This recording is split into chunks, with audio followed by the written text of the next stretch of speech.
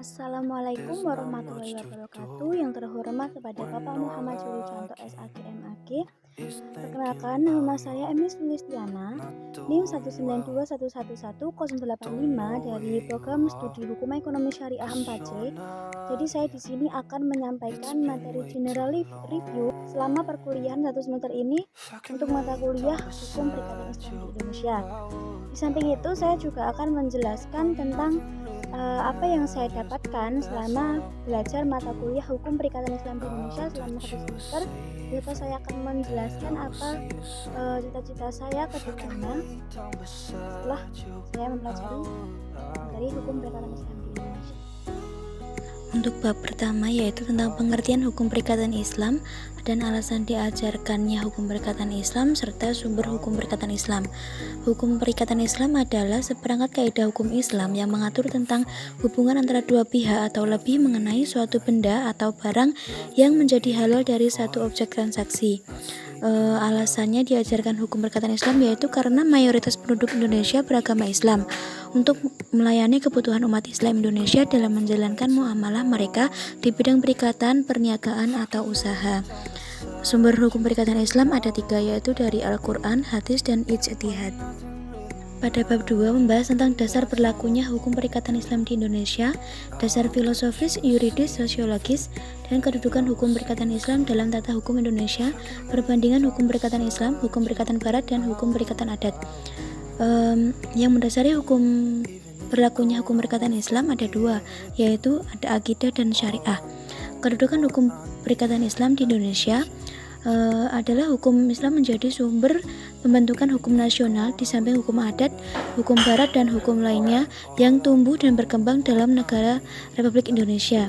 Perbedaan dari hukum perikatan Islam itu landasan filosofisnya bersifat religius transendental. Untuk hukum perikatan barat, landasan filosofisnya bersifat sekuler, dan untuk hukum perikatan adat, landasan filosofinya bersifat religio dan magis. Pada bab 3 yaitu karakteristik hukum perikatan Islam, asas-asas hukum Islam, dan aspek hukum perikatan Islam. Yang pertama, karakteristik dari hukum perikatan Islam yaitu bersifat komprehensivitas, dan hukum Islam ini berkarakter realisme. Nah, untuk aspek hukum Islam itu ada beberapa diantaranya yaitu hukum ibadah, hukum keluarga, hukum muamalah, hukum tata negara dan tata pemerintahan, hukum pidana, hukum antar negara, dan hukum sopan santun. Asas hukum perikatan Islam yaitu asas ilahiyah, asas kebebasan, asas persamaan, asas keadilan, asas kerelaan, asas kejujuran, dan asas tertulis. Pada bab 4 membahas tentang pengertian, unsur, rukun, dan syarat dari akad. Pengertian akad sendiri yaitu kesepakatan dalam suatu perjanjian antara dua pihak atau lebih untuk melakukan atau tidak melakukan perbuatan hukum tertentu. Unsur akad ada 3 yaitu pertalian ijab dan qabul, dibenarkan oleh syarak, dan mempunyai akibat hukum terhadap objeknya. Rukun akad itu ada 4. Yang pertama yaitu pihak yang melakukan akad, yang kedua objek akad, yang ketiga tujuan pokok akad, dan yang keempat kesepakatan ijab dan qabul. Syarat dari akad yaitu yang pertama, tujuan akad itu harus sesuai dengan tujuan syarak. Yang kedua, adanya kesesuaian antara ijab dan qabul. Yang ketiga, pihak yang berakad cakap bertindak hukum. Yang keempat yaitu barang yang dijadikan objek adalah harta mutakawim. Yang kelima yaitu bukan perbuatan dilarang agama. Bab 5 yaitu bentuk perikatan dalam kegiatan usaha, atau yang dibahas di sini ada akad pertukaran dan akad kerjasama. Bentuk akad berdasarkan kegiatan usaha dibagi menjadi 3 bentuk. Yang pertama yaitu pertukaran, yang kedua kerjasama, dan yang ketiga pemberian kepercayaan. Bentuknya, terus yang kedua itu ada pertukaran barang sejenis.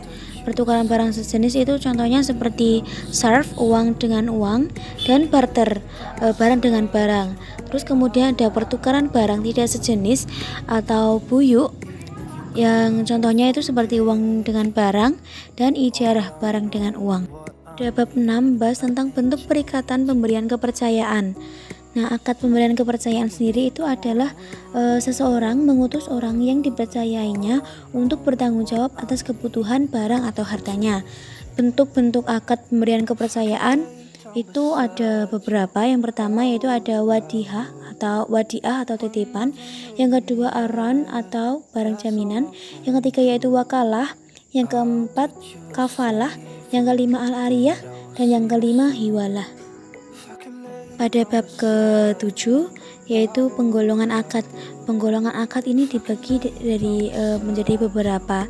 Yang pertama yaitu dilihat dari segi keabsahannya, yang kedua bisa dilihat dari segi penamaannya, yang ketiga dilihat dari segi disyaratkannya akad atau tidak, yang keempat dilihat dari sifat bendanya, yang kelima dilihat dari bentuk cara melakukan akad, yang selanjutnya yaitu dapat tidaknya dibatalkan akad, kemudian dilihat dari tukar menukar hak, kemudian dilihat dari keharusan membayar ganti dan tidak, selanjutnya dilihat dari tujuan akad, kemudian dilihat dari segi waktu berlakunya, terus dilihat dari ketergantungan dengan yang lain, kemudian yang terakhir yaitu dilihat dari maksud dan tujuannya.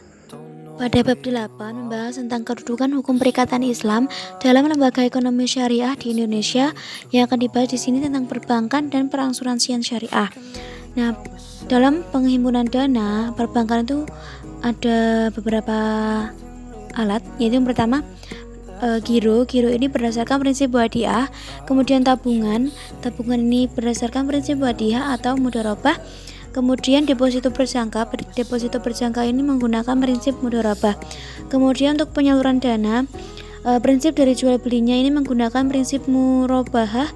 Yang pertama, yang kedua yaitu istina, dan yang ketiga itu salam. Untuk prinsip bagi hasil, ini menggunakan prinsip mudharabah. Yang pertama, yang kedua menggunakan prinsip musyarakah. Untuk prinsip sewa menyewa menggunakan ijarah dan mutahiyah. Kemudian ijarah, mutahiyah, bitamlik, dan prinsip pinjam meminjam berdasarkan akad qard. Kemudian untuk asuransi syariah itu mempunyai prinsip. Yang pertama itu saling bertanggung jawab, yang kedua saling bekerja sama atau saling membantu, yang ketiga saling melindungi penderitaan satu sama lain. Produk dari asuransi syariah ini ada dua, yaitu takaful jiwa atau life insurance, dan yang kedua yaitu takaful kerugian atau general insurance. Selanjutnya bab 9 membahas tentang kedudukan hukum perikatan Islam dalam lembaga ekonomi syariah. Yang akan dibahas tentang pasar modal, reksadana, dan Basarnas. Pasar modal syariah itu adalah kegiatan dalam pasar modal yang menerapkan prinsip syariah. Reksadana sendiri adalah wadah yang digunakan untuk menghimpun dana dari masyarakat pemodal untuk selanjutnya diinvestasikan dalam portofolio EV oleh manajer investasi. Kemudian Basarnas ini adalah lembaga hukum atau arbitrase syariah satu-satunya di Indonesia yang berwenang memeriksa dan memutus sengketa muamalah yang timbul dalam perdagangan, keuangan, industri jasa, dan lain sebagainya. Bab 10 yaitu tentang tinjauan hukum Islam terhadap transaksi bisnis modern, MLM, waralaba, dan e-commerce. MLM atau multi level marketing yaitu sistem penjualan yang menggunakan jaring bisnis atau networking organisasi distributor atau MLM syariah. Nah, kemudian waralaba ini adalah izin dagang menggunakan cap atau merek tertentu, dan terhadap penggunaan cap atau merek tersebut ada kewajiban untuk membayar royalti. Kemudian e-commerce ini adalah alat atau media metode teknis atau sarana yang dalam kaidah syariah bersifat fleksibel, dinamis, dan variabel. Bab 11 ini membahas tinjauan hukum Islam terhadap transaksi bisnis modern, yaitu EFT atau Electronic Fund Transfer, Credit Card, dan masalah persaingan. EFT atau Electronic Fund Transfer yaitu pemindah bukuan sejumlah dana dari suatu rekening ke rekening lainnya melalui media elektronik. Jasa transfer menggunakan sistem wakalah atau pemberian kuasa. Kemudian yang kedua yaitu kartu kredit. Kartu kredit ini adalah suatu jenis alat pembayaran sebagai ganti uang tunai yang sewaktu-waktu itu dapat ditukarkan apa saja yang kita inginkan. Kemudian bentuk persaingan usaha. Bentuk persaingan usaha ini ada monopoli, price fixing, dan kartel. Nah, setelah semuanya telah saya jabarkan, saya di sini akan menjelaskan apa cita-cita saya. Jadi cita-cita saya itu ingin bekerja di suatu bank, terutama bank syariah ya yang tadi ajarkan. Pada bagian apa saja yang penting saya bisa bekerja di bank syariah atau bekerja di pengadilan negeri dan pada bagian apa saja. Dan tentunya menerapkan sesuai apa yang telah menjadi ketetapan pada akad-akad syariah. Terima kasih, itu adalah general review dari saya. Bila ada salah katanya mohon maaf. Wassalamualaikum warahmatullahi wabarakatuh.